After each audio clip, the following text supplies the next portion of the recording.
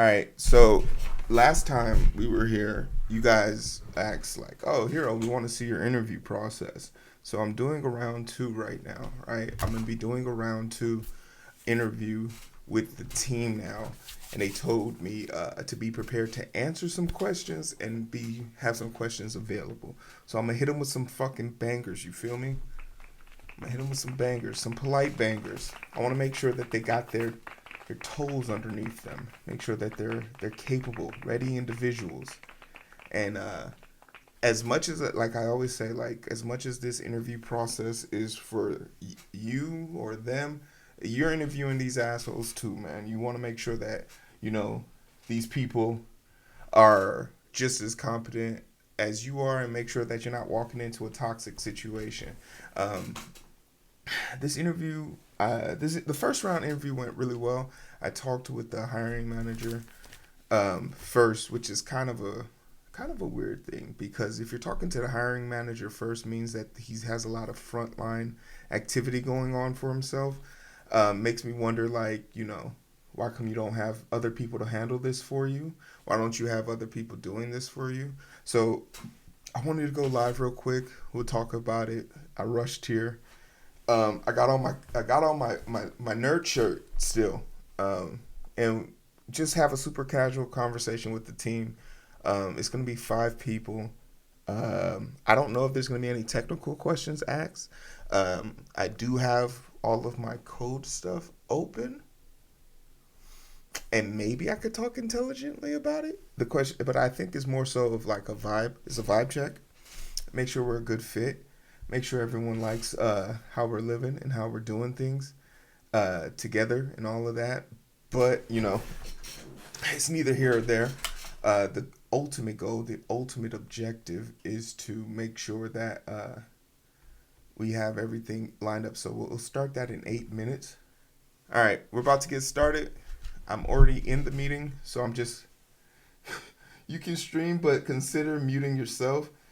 Uh, I don't. I mean, you won't be able to hear them, and since it's just a vibe check, I think, especially since I'm gonna be the one asking the questions, for the team, I want people to hear this because this was something we talked a lot about in our Discord.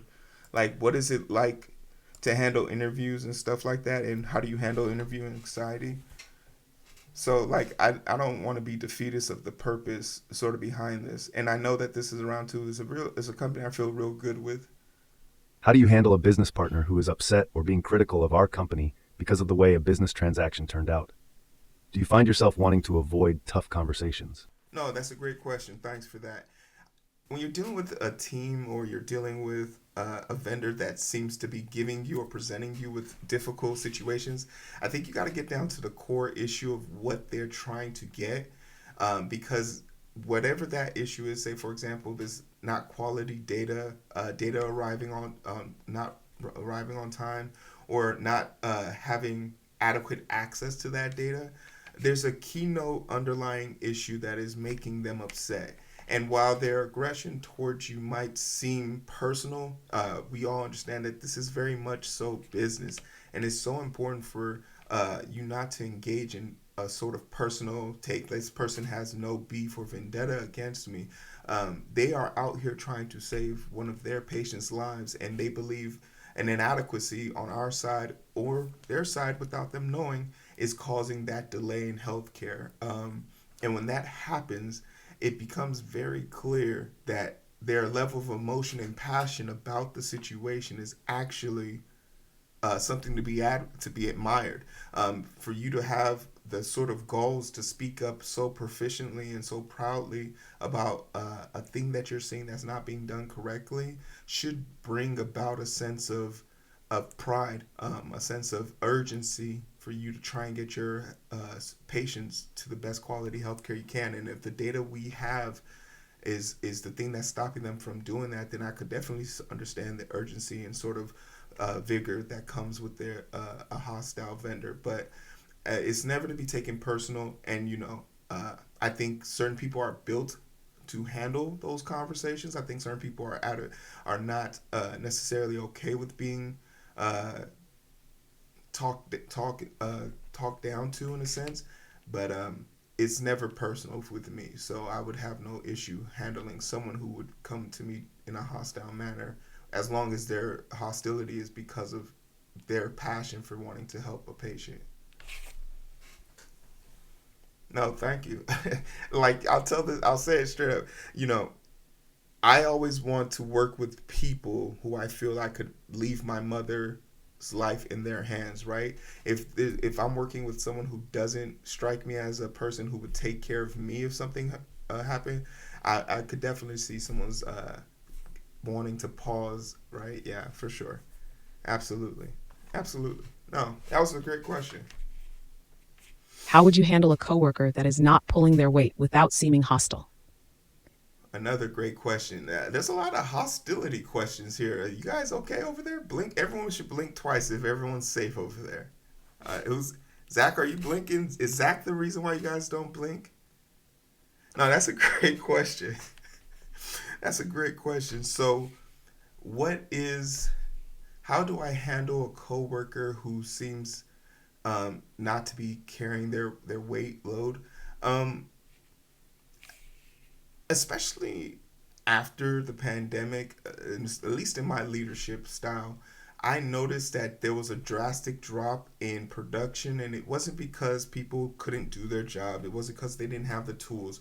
I think just people were in such a rush to get back to work or prove their value in this very, like, everyone's looking at the tech industry right now and saying all these cuts, and everyone wants to put as much on their plate as to maintain their role and position, that they really didn't assess if they could, not necessarily if they should. And I think whenever you have a situation where a coworker, a peer, a superior, or someone that you're over has difficulties keeping up with their work, it kind of speaks to how their work management, load management. You're one of your high performing skill set people. If they, you can't expect them to uh, kind of maintain themselves. It's like having a star athlete and they're hurt or injured. They're not going to sit out. They want to play. They want to be in the game. They want to be where the noise is. And that's the same thing with high performing employees. They want to be where the work is. They want to get things done. No one wakes up in the morning and says, I don't want to do this anymore. And if that is their sentiment, then, we can talk about how we can get them to an exit strategy. But for most people, I find they bite off more than they can chew. And I think the best way to handle that situation is sort of being their dietitian, helping them understand their schedule, what they need, how much of it they need, and managing that, not necessarily them. So that way you understand what has to come and what's to go. So as a manager, if I understand that, hey, we have 12 data set reports that are going to need to be turned in at the top of the month every month, then I need to start drizzling that out in the previous months or even previous months to make sure that we have an adequate amount of time, because our schedule shouldn't be dictated on the what ifs of someone's personal workload, because ad hoc requests happen left and right. I mean, you can get 12 ad hoc requests for an emergency that's coming from the top VPs, and you have a weekly report due, right? So my ability to roll my sleeves up and get my hands dirty is paramount. It's fundamental. So I think that's the same approach I take. There has to be we help everyone get to the next level. Like, if one of us struggles, we all struggle. So it would be imperative for us to make sure that everyone is on the same page. That is a great answer. Zach said you were nice with it. I told Zach, don't doubt me. I told Zach, don't doubt me. No, it was a great question. Thank you so much. When you have a bad day, how do you handle it? Okay. So for me, I think this is going to be a very go-to answer, but I think we all have gym memberships. I am very proficient at lifting very heavy things and gently putting them down. I think I take great pride in my ability to create content. I think another thing that I really enjoy doing is spending quality time with my family, coming home and being able to sit down and look at the faces of the people that really believe in me and take value in me is probably one of the easiest way to recharge my battery. And if you're feeling very generous, a plate of sushi on Friday goes a long way. Abs- Absolutely. A plate of sushi goes a long way on a Friday. Yes. Now here are my 3 questions for the team. Yeah, my questions kind of revolve around three major topics, and we've kind of covered them with me, so I would love to hear the opposite version too. So these are some questions, right?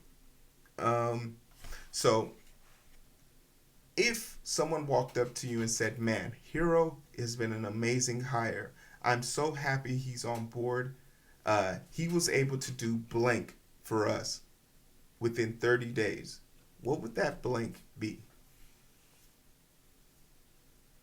No, that's great. That's great. I think we have alignment there. I think we have a certain level of understanding about what we want and that idea. And I think those are very much so achievable goals in the first 30 days. I think that's something that someone could easily do in the first 30 days if they had their mind set on it and had the proper skill set. All right, and I guess like the next question I want to ask is, I'm coming to a team that is going to have 24 people on their team on your roster right now. You guys have done a lot of hiring in the last 2 years. In fact, I believe 30% of your team has come in the last 2 years, which is significant growth, but is also commendable. So congratulations on your onboarding process and your ability to maintain talent for so long. Some of you guys have been here for 5 to 10 years. In my eyes, I see you as SME, subject matter experts, seniors, mid to senior level technicians, data analysis, data engineers, software engineers. Uh, why do you feel the need to reach outside of the organization to bring on more support and, more importantly, leadership support? And you got to understand, hopefully this question isn't too invasive, but hearing something like that, it does send off a red flag in my mind, knowing that you've been with the team for 10 years, but you see yourself wanting to be on the front line.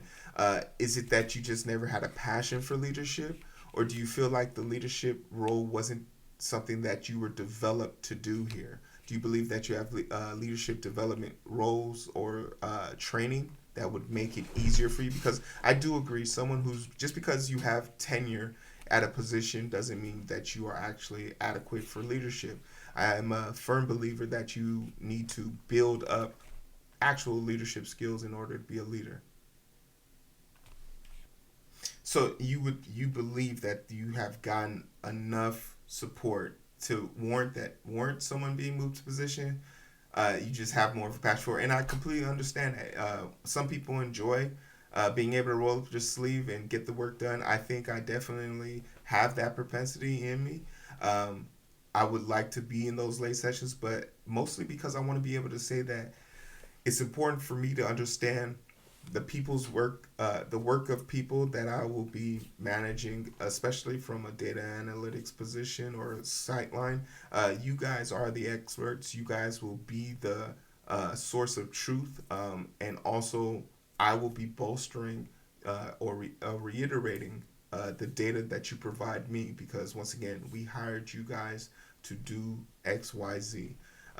I am just here to add clearance and leverage to your data sets and probably give us some more inspired ways to manipulate data to be more useful to our vendors, right? Like overall, we want to be able to set ourselves apart from other data providers. And I think the standard of data production is what does that. Data quality is everything. We're learning that very quickly in the artificial intelligence realm, how all of this data is being reused and recycled, but quality data isn't being. Quality data will be the difference between language models learning and language models just being able to give us a very watered down, uncooked version of results. No, I appreciate you guys diving into detail. As far as you're concerned, I'm a odd man out, and I'm not really somebody who's part of your inner circle. So I appreciate the transparency and the candid answers. I think the last question I have kind of floats in the face of just work life balance. Can you talk a little bit about what it means for you to have work life balance? You've been at the company for 10 years. How do you feel the work life balance is handled for you? I think, and once again, it's one of those models where if it works for you guys, that's absolutely great. Once again, you guys are high performing employees. I'm only here to make sure that you have the tools necessary to do the job that you are being asked of, but more importantly, to remove bottlenecks and get people who might be in your way out of your way, right? And also, make little suggestions here and there. We want to be able to evolve the way that we respond to data requests, and we want to be able to evolve the way that we respond to data engineering as a whole. So yeah, I'm totally on the side of you guys for that. Absolutely. Yeah, that covers all the questions I had.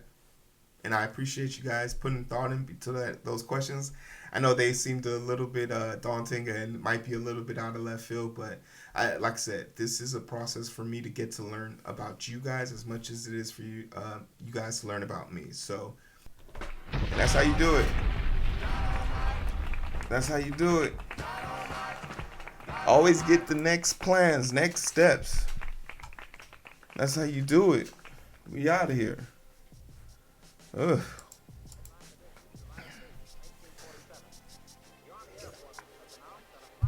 Oh, that went well. Whew. Ugh, I felt stiff. It's definitely because of this fucking shirt. Alright, I'm giving you guys a sample into my OnlyFans. Don't tell my family and my friends. Ugh.